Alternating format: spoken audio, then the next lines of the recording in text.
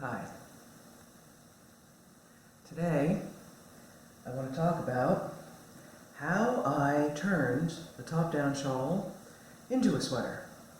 For those of you who haven't watched that particular episode, I was making the Fantastitch sweater and decided in the middle of it that I was making the Fantastitch shawl and decided in the middle of it that it should be a sweater.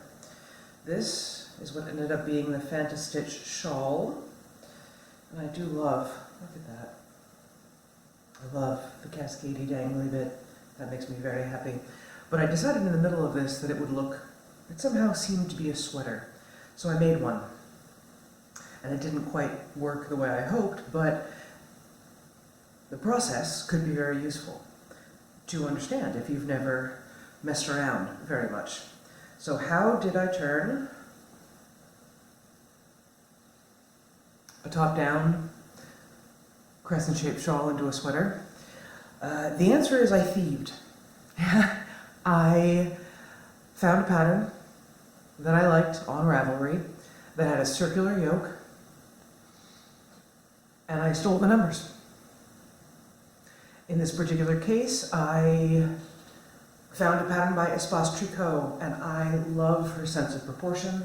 I love the way that she approaches things, and I love the way her patterns are written. Everything is spot on.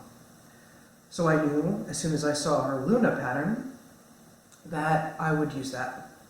It was perfect, it was what I needed, it had the right amount of ease, it had the right gauge. So I stole it. And then I did a lot of maths.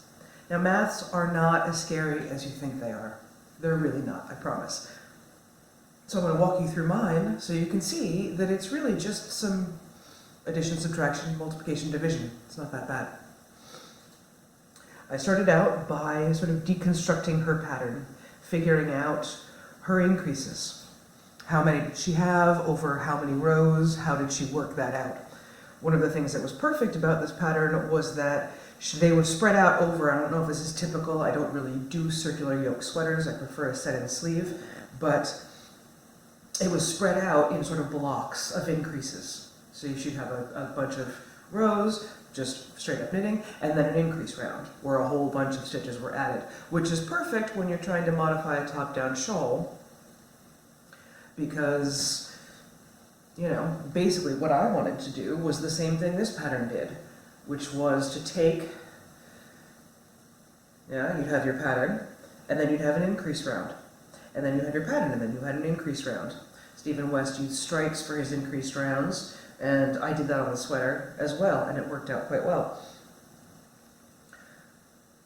So that was already sort of broken down, was just a question of changing where that would occur. Because I did want to keep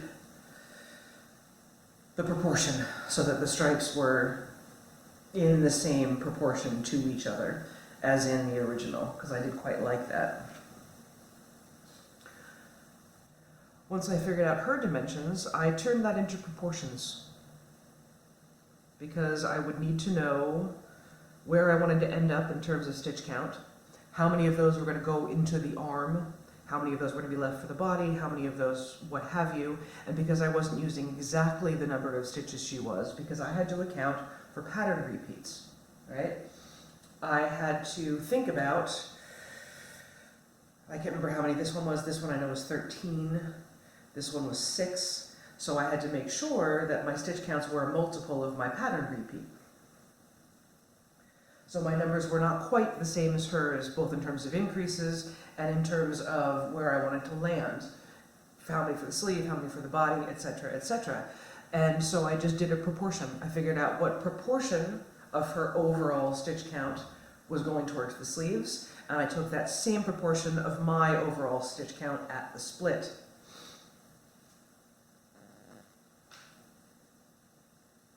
Next thing I did was figure out where I was going to put those increases. Yeah? I compared my rows to her rows. How many would she have at approximately where as going down the body? How many would I need in terms of that pattern repeat? In terms of the rows, where was I going to do all of that?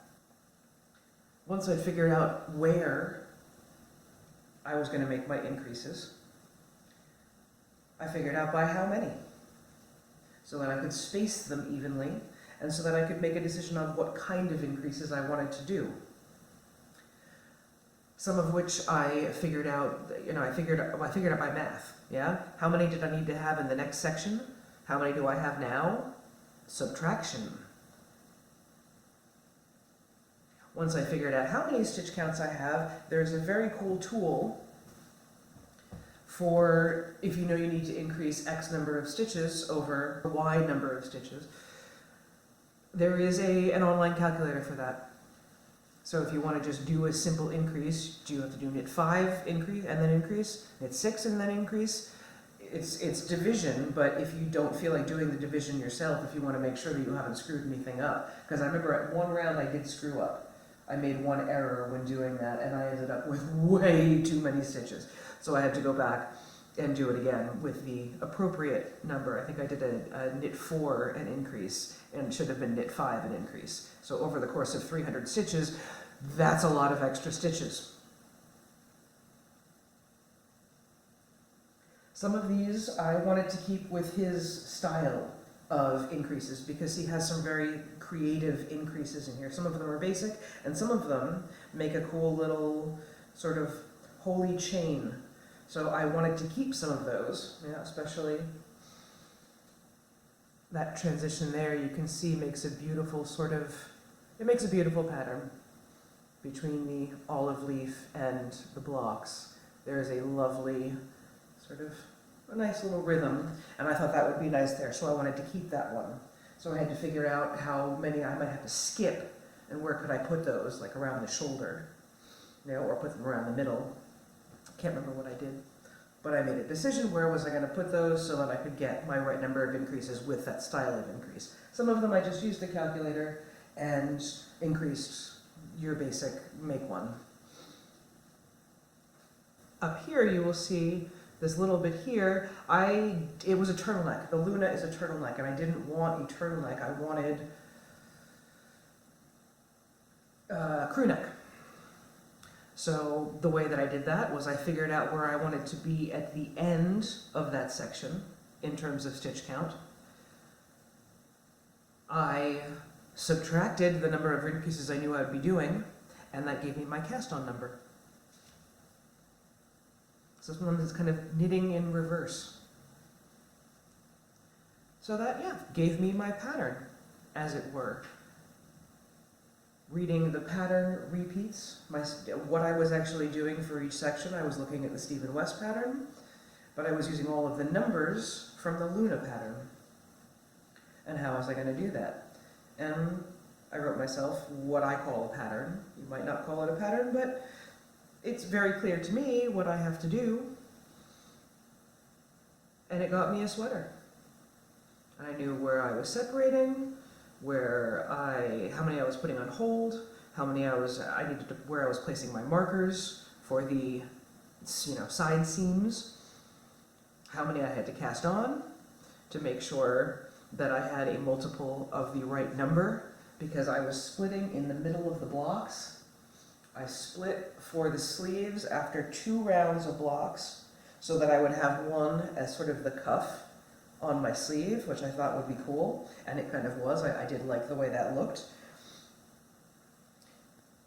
But I had to make sure that I had the stitch count right for the repeat. Otherwise I would have hiding under my arms some stitches that didn't belong to anything, and that would be not the end of the world, but if I can avoid that, I would. So I did.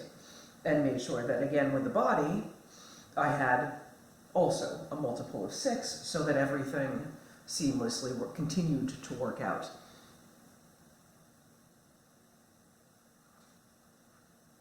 And that's how you do it. It's not as complicated as you think it is. It's really not scary. Once you've done it once, you wonder why you didn't do it before.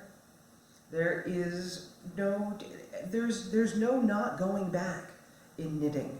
If you don't like it, you just rip it out and you use the same yarn over again. There should be no fear in doing this. There's nothing irreversible in our craft, right? So that is how I turned my Fantastitch shawl into a sweater, and then back again into a shawl. Hope that helps. See you later.